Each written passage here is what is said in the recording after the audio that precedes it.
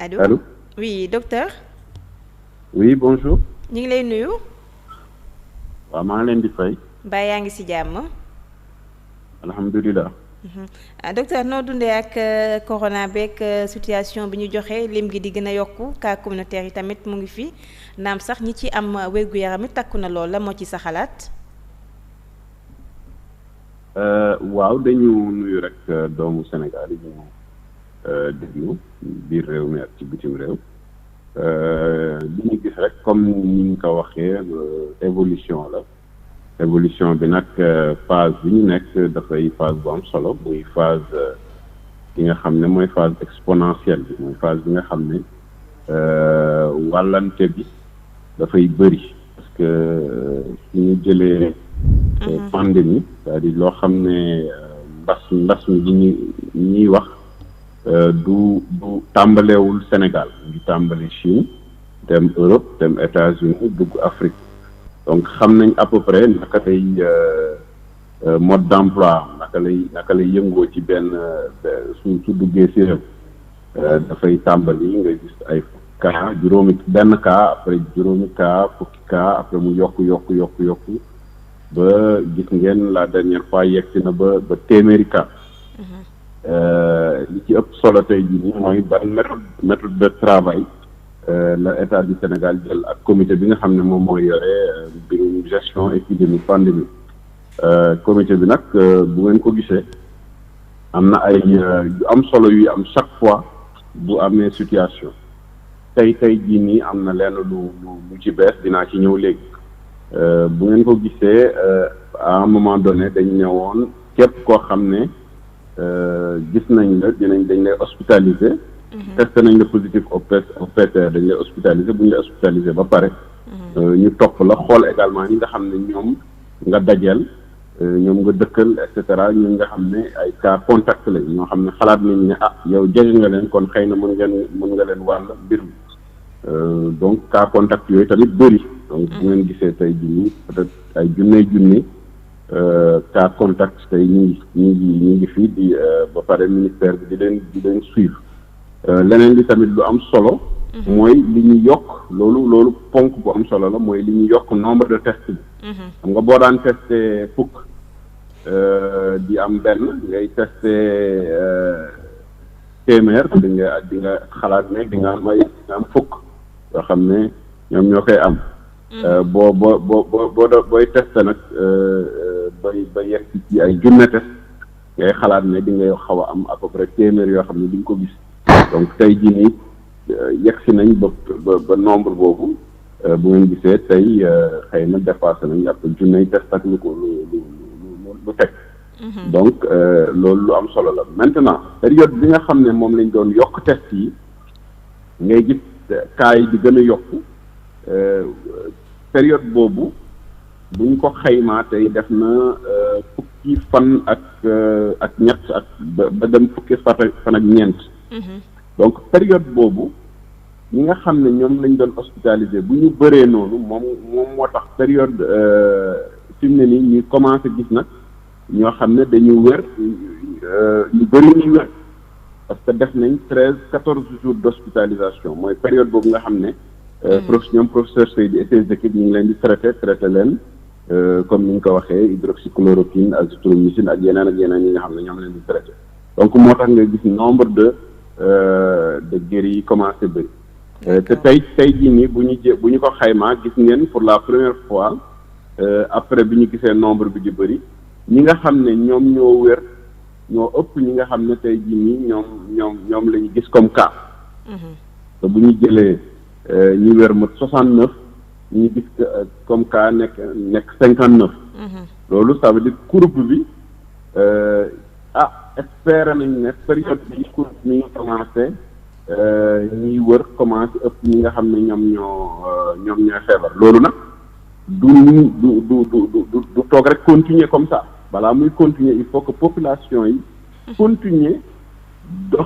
doxalee li nga xam ne moom mooy permettre ñiy wër ñoom ñooy ëpp ñi nga xam ne ñoom ñooy feebar boobu buñ ci yeggee rek continuer ko un certain temps dem dawalagu loolu par exemple weer di nga gis mbas mi dem yoon donc loolu dafa ànd ak li ñu naan les gestes barrières yi mooy distanciation sociale boo xam ne gis nga ko ku mu munti doon rek xamal ne kii mën na yore doomu jàngoro donc nga bàyyi ko filaat bàyyi ko période kii boo xam ne dina taxaw 1 mètre sa wet kuy génn tamit na nga sol masque obligatoirement loolu tamit lu am solo la. bañ a dajee également ci ay barab yoo xam ne nit ñu bëri ñoo fay daje loolu tamit ñu teg ko ñu tegee ko wet bu fekkee ne tamit yaa ngi gën a di manipuler loo xam ne la par exemple ngay laal fii laal fee et cetera par A ou par B nga fexe bay raxas sa loxo pare di utiliser gel hydroalcoolique loolu bu ñu ko toppee rek dinañ fexe ba def ñi réew yi nga xam ne tey jii rigueur moo tax ñu génn ci. te bu ngeen gisee tey jii nii bu ma xaymaa yenn réew yi yu mel ni Allemagne tey yu mel ni Corée du Sud. même yu mel ni Burkina te nit ñi tamit xooluñ bu baax mais xool leen bu baax Burkina seen courbe bi ni mu toll parce que ñoom bi ñu tàmbalee dañu toog rek commencé am feebar ñu bëri ñu feebar mu multiplier wu ñooñu ëppoon cas fuuf ñu toog ba si ak peuple bi ci boppam jóg def li nga xam ne moom mooy distanciation sociale def ci rigueur ci marché yi fépp fi nga xam ne dañ fay daje nit ñi tamit am distance boobu ba nga xam ne tey jii nii mbas bi mën nañ ne foofu presque tegee na wet donc loolu bu ñu ko continuer rek à un moment donné dinañ jeex ci situation boo xam ne incha allah dinañ ci génn. docteur ma bàyyi la ak professeur Samba mu dalal la. waaw docteur ñu ngi lay nuyu di la ziar. waaw maa ngi lay delloo ziar. waaw gëj ñu gisee fan yi ñu ngi lay nuyu bu baax sama question nag mu ngi jëm ci artémisia bi nga xamante ni ñu ngi ci test yi pour xool ba xam dañ koy jëfandikoo sa xam-xam wàllu na ci màcc na ci wàllu pharmacie industrielle nan nga gisee garab googu nga xam ni ñu ngi ci test yi pour xool ba xam dañ ko war a jëfandikoo Sénégal ci wàllu prévention ak wàllu traitement maladie. waaw mënuma ci prononcé wu parce que damay aussi scientifique non seulement scientifique la waaye itam dama bokk ci doomu Sénégal yi nga xam ne industrie pharmaceutique la ñuy jàng donc man sama xam-xam dafa màcc ci mbirum recherche moléculaire ba pare ci mbirum également recherche scientifique bi permettre nga jël li nga xam ne mooy molécules yi jógee ci plante molécules également yi jógee ci transformation chimique ñu defar ko garab donc xam bu baax garab lan la mën a def également lan lay indi ci loraange pour wax ne vraiment d'abord damay bëgg ñu def une grande différence fondamentale entre protocole thérapeutique ak li ñu naan médicament ñaar ñi amul bokkul benn bokku ci ak sa morom protocole thérapeutique li ñu naan ensemble de médicaments yi ñuy utiliser pour faj nit ki bokkul dara ak ñu naan garab bi mën na faj lii ak mën na faj loolu ñaar ñoo xam ne la mënul bokkuñ protocole thérapeutique loolu cliniciens yi ñoo ko yore mooy ñi nga xam ne tey jii ñoom mooy faj malade tey ñuy faj malade bi tey bu ñu jàppee Sénégal dañu naan professeur Seydi tey jii nii moom moo yore li ñu naan protocole thérapeutique bi mu jël nag protocole thérapeutique bu am rigueur la boo xam ne macha allah tey jii ñu ngi joxe résultat biir Sénégal te waxuma sax biir Sénégal mais Sénégal tey résultat yi ñuy def ci protocole thérapeutique boobu àdduna wërngal këpp ñu ngi koy gisal seen bopp donc ci loolu mu jël loo xam ne daf ko teg ci recherche scientifique ak analyse scientifique moo ko permettre moo xam ne protocole thérapeutique bi nga xam ne tey jii nii moom la professeur Raoul di utiliser méngoo naag tey jii nii loo xam ne bu ñu ko utiliser dina joxe résultat tey jii nii gis ngeen ko ñu ngi ko jël na ko mi ngi joxe résultat yu probant ba nga gis ne tey jii nii rek 69 patients ñu ngi wér donc patients yooyu tey jii nii lan lañ leen di traité dañ leen di traité sur la base d'un protocole thérapeutique boo xam ne tey jii nii ñu ngi joxe suñu résultat te ñu xam ko xam naka lay doxee xam tamit pertinence am boobu nag protocole thérapeutique doo ko jël rek teg ko nii d'abord di nga laaj patient bi est-ce que d'accord na parce que protocole thérapeutique bi day boo xam ne amul mën nañ ne virus traitement virus bi amul autorisation de mise sur le marché spécifique pour SARS-CoV-2 parce que virus bi mu ngi doog a ñëw waaye garab yi ñuy utiliser garab yoo xam ne xam nañ leen xam nañ naka la ñuy fonctionner molécules yoo xam ne xam nañ leen xam nañ naka la ñuy fonctionner te moo tax ñu leen di utiliser ci protocole thérapeutique gis ngeen tey chloroquine ji ni muy changer la donne totalement nga xam ne képp koo xam ne jël nga ko au finish du ñu gis ne cas de décès du ci am quasiment cas de décès du ci am gis ngeen sur le nombre de patients yi ñu ko traité cas de décès quasiment du am donc loolu lu am solo la tamit ñu ngi jox résultat yu probant maintenant am na loo xam ne gis nañ ko su fekkee ne dañuy wax mbirum artémisia man comme li mu leen waxee sama xam-xam ci loolu la màcc parce que man industrie pharmaceutique laa def li ma ci xam mooy artémisia kii la boo xam ne famille des astéracées lañ leen di ooye des astéracées c'est une famille d'herbacées ligneuses mooy plante yoo xam ne dañu law yi ñu xam dañuy law yenn yi tamit ñu ngi def tuuf yi dañu am ay tuuf ak yooyu yëpp ñu xam ne également plante la boo xam ne am na espèce yu bëri mais par exemple tey jii ni bu ñu jëlee Artemisia annua day law day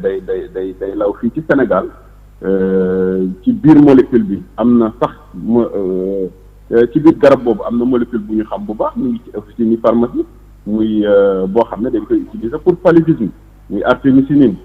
waaye à part artémisinine am na yeneen molécules yu nekk ci biir comme ay triterpène ay monoterpène ay flavonoïdes yooyu noonu lañ leen di ooyee ñu ci biir molécule boobu mu baax lool ci ay fièvre ak yooyu baax loolu ci ay paludisme te ci loolu lañ ko xamee bu ñu toogee nag benn réew yónnee ay échantillon ne ñoom ñu ngi koy utiliser li nekk ci biir fokk ñu xool lan la d'abord parce que protocole thérapeutique tamit ak garab comme j'ai dit du benn garab ci boppam fokk ñu xool li ci biir lan lay faj ak yan effet la am yan effet secondaire la mën am effet secondaire à long terme à court terme parce que chaque fois on fait des tests comme par exemple des essais toxicologiques des essais cliniques yooyu yëpp dañ koy def pour xool réellement garab fan la jëm parce que garab booy utiliser war nga fexe ba garab bi wóor na la ne du def létalité c'est-à-dire du rey nit du indi également ay toxicité ci ay organes yoo xam ne parce que garab fan lay génnee day jaar ci foie jaar ci rein yooyu yëpp su fekkee ne yow maîtriser woo tout ce qu'il y a ci biir ci molécule bi fan lay jaar pour ñu génne ko ci yaram bi loolu itam c'est aussi important que efficacité garab bi donc loolu tamit ñu xam ko ñu xam ne étude du étude caaxaan lu am solo la gis naa ne laboratoire bi nekk Dantec bi nekk biologie moléculaire ñoom tamit ñoom xool nañ lan moo nekk ci biir garab bi loolu mooy partie pharmaceutique bi partie bi nga xam ne dañuy xool garab bi ci boppam lan moo ci nekk loolu bokkul dara ak li ñu naan essai clinique mooy essai bi nga xam ne da ngay jël ay ñu feebar xool natt garab bi naka lay def seen biir yaram donc ci essai clinique yooyu chaque fois dañuy xool efficacité bi xool également toxicité garab boobu lan la mun def ci lan la mun yàq ci yaram leneen li également dégg naa nit ñi di wax affaire prophylaxie mais jàpp leen ci prophylaxie bokkul dara ak transmission nit ki jël garab taxul feebar bi bañ la wàll feebar bi pour mu wàll la moom xam nañ naka lay jaare virus bi xam nañ fu ñuy jaar virus bi dafay jógee ci nit dem ci nit ni muy demee ci nit dafay jaar fi nga xam ne foofu la tàmm jaar mooy ci gémmiñ ci bakkan ak ci bët foofu lay jaar donc loolu garab boo mun ci jël taxul feebar bi war a mën a bañ a jógee ci kii dem ci kee li ñuy utiliser garab rek mooy su duggee sa yaram naka la ñuy fexee ba faagagal virus boobu ci biir yaram te loolu tey jii nii chloroquine ñu ngi joxe résultat boobu maintenant si jamais mu am beneen garab boo xam ne am na résultat yoo xam ne essai clinique wane na résultat yi rien n'empêchera benn clinicien bu ñëw ne par exemple man de affaire bi recherche clinique gis naa ci résultat bu fekkee ne moom méngoo naag résultat boo xam ne gën na résultat yi ñu am xëy na dinañ ko mën a utiliser waaye dama bëgg ñu gën a concentré tey jii nii ci clinique ci li nga xam ne tey jii nii professeur Seydi ni ñu koy def ci protocole thérapeutique bi ñuy utiliser tey jii nii Sénégal avec hydroxychloroquine azithromycine ñu gën ci concentré gis nga mi ngi joxe résultat parce que tamit li nga xam ne moo xaw bitim réew ñun xamuñu ko xamuñu li xew bitim réew li ñu ci wax rek lañ ci xam naan buñ ne par exemple tant de cas moo fa am tant de cas moo fa amul et cetera tant de guéris du ma gis man tey jii nii loo xam ne man c'est-à-dire kenn mënul wax tey jii nii lan moo ci nekk dëgg ak lu ci nekkul dëgg ñun loolu mënuñ ko xam également su ngeen gisee taux de guérison bi ñuy gis ci réew yu bëri fi ñuy wax noonu amul benn taux de guérison tey jii nii boo xam ne ëpp na taux de guérison moyenne yi ñuy gis ci yeneen réew donc loolu bu amee bu fekkee ne loolu la dañuy def ndànk-ndànk rek lu ci nekk ñaan yàlla bu fekkee ne am chance mu am résultat yu baax ñu xool de manière très scientifique naka lañ koy mën a utiliser wala naka lañ koy mën a bañ a utiliser mais loolu cliniciens yi ñoom ñoo yore tey jii rôle boobu comme ñoom professeur Seydi docteur ñuy fàttali ne yaay directeur général agence promotion des exportations du Sénégal te ñu gis ni it am na pàcc bu mag boo xam ne yéen a ngi koy def ci wàllum économie ci koppar goo xam ne day dugg ci at bu ne ci exportation gis nañu itam dina xaw a am ay conséquences économiques ci wàll boobule ndax jàngoro ji. waaw conséquences économiques comme je l'ai dit monde entier tey jii nii dafa am difficulté bi liée à quoi. tey déjà dem beeg dikk bi quasiment amatul bu fekkee ne dem beeg dikk bi amatul rek li ñu naan échange jënd ak jaay dafay wàññeeku bu baax a baax tey jii nii jënd ak jaay tey jii nii bi mu wàññeekoo ci àdduna musul am depuis guerre mondiale bi passé donc mën nañ sax ñenn sax nee nañ crise 1929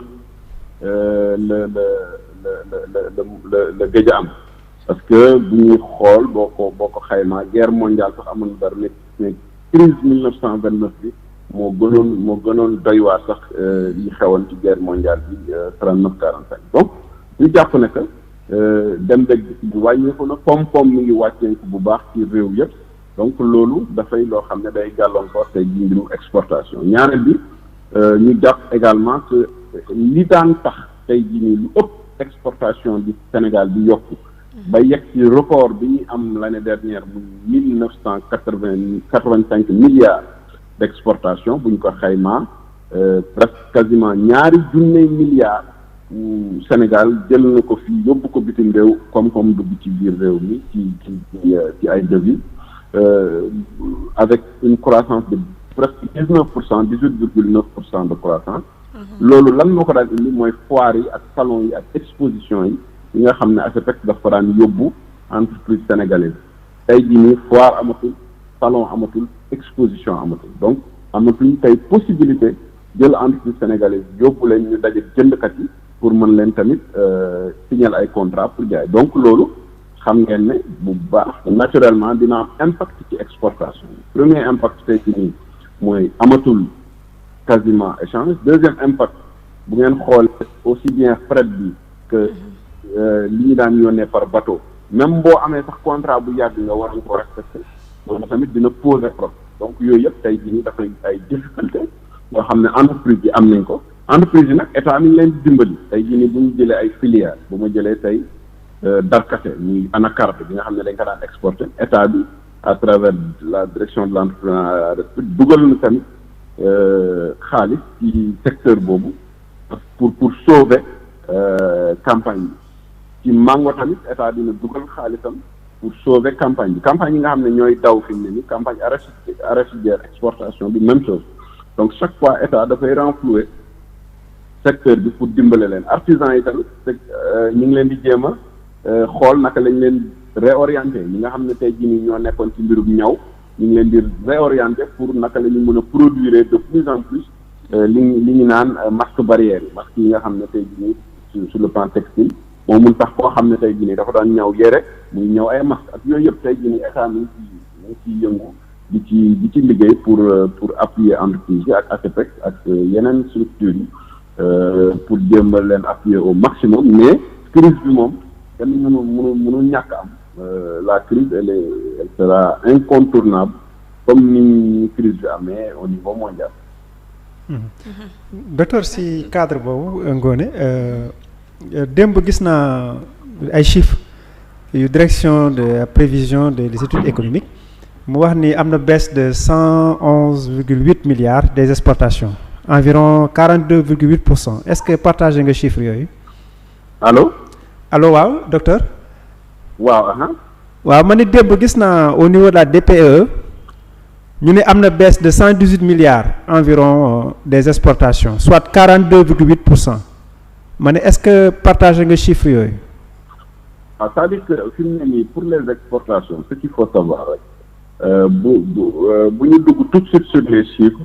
parce que chiffres yi c'est au fur et à mesure que la ñuy analyser chiffres yi parce que chiffres yi dañuy yegsi chiffres yi suñu yegsee après dañ leen di analyser suñu leen analyser après ñuy joxee li ñu naan les chiffres officiels ce qu'il faut savoir mooy depuis mois de janvier exportation yi ñu ngi baissé de manière drastique c'est-à-dire tey jii nii ñun analyse yi gën a yomb déjà ci ñun on a ASEPEX dañu am analyse boo xam ne dañ koy def de manière très facile parce que képp kuy exporter fokk nga jaar ASEPEX pour ñu defal la li ñu naan certificat d'origine suñ la defalee certificat d'origine boobu moom mooy carte d'identité wu sa produit pour nga xam ne boo ko yóbboo extérieur nga mun ko fa dugal jaay ko fa te doo fay douane donc ñun tout de suite dañuy gis baisse drastique tey jii nii des certificats d'origine li nga xam ne moo ci ASEPEX moom moo nekk direction environnement export et facilitation effectivement baisse bi bëri la bëgguma joxe ay chiffres nii mais tey jii nii boo xaymaa woon téeméer di nga gis que ne ci ñett pàcc benn pàcc bi moom perte nañ ko quasiment ci exportation tout simplement parce que kii yi amatul foire amatul salon amatul exposition amatul également dem dëkk dikk bi dafa métti léegi te fi mu ne nii baisse bu rëy la mais dina yokku encore parce que tout simplement mois de janvier defoon nañ mois bu baax parce que mois de janvier rek déjà suñu croissance dépassé woon na presque 20%. Donc mois de janvier bi sax moo ñu xaw a sauvé tout ci mois yi ci tegu février mars ba yooyu mais bu dul woon mois de janvier bi baisse bi dina gën a dégg dayoo ci loolu donc plus ñuy dem plus mbas mi toog àdduna wëndeel këpp yéex a dem plus effectivement baisse boobu di yokk donc c'est clair que crise énorme la ci secteur exportation mais état bi ñu ngi ciy def li mu mën pour dimbale entreprise yi nga xam ne ñoom ñoo nekk en difficulté entreprise yi nekk ci secteur de la pêche secteur de l'agriculture secteur de la cosmétologie naturelle secteur du textile de l'artisanat d'une manière générale les entreprises des services ñoom ñëpp tey jii nii état mi ngi leen di appuyer ñii ñu ngi leen di appuyer ci impôts yi ñii ñu ngi leen di appuyer également directement pour dimbale leen également ñu bañ a daan. C'est bon. Alors docteur ñu ngi lay remercier. waa kay. Merci beaucoup. mu nekkoon docteur Malick Diop di directeur général de l'agence de la promotion des exportations du Sénégal. Absolument. wax na nag ci li nga xam ne mooy exportation bi ndax da doon dugal comme 2019 rek gis nañu lu toll ci 1985 milliards moom la dugal ci Sénégal te jaw boobu ak léegi ñu ngi gis jàngoro ji. donc dina am impact lu jëm ci wàllum économie bi ak yooyu waaye wax na de rassuré na daal ñi nga xam ne ñoom ñoo nekk ci secteur bi. oui effectivement docteur dafa am ñaari casquette déjà pharmacien la et ku ku xam-xam màcc la ci li nga xam ne moo xew ci jàngoro bi donc dugg na ci carrément mais aussi ci domaine bi mu yor au niveau de la CEPEX mooy problème exportation yi affaire bi daf ko laal bu baax a baax parce que produit yi li jëm ci jën wi yi exporté et tout ça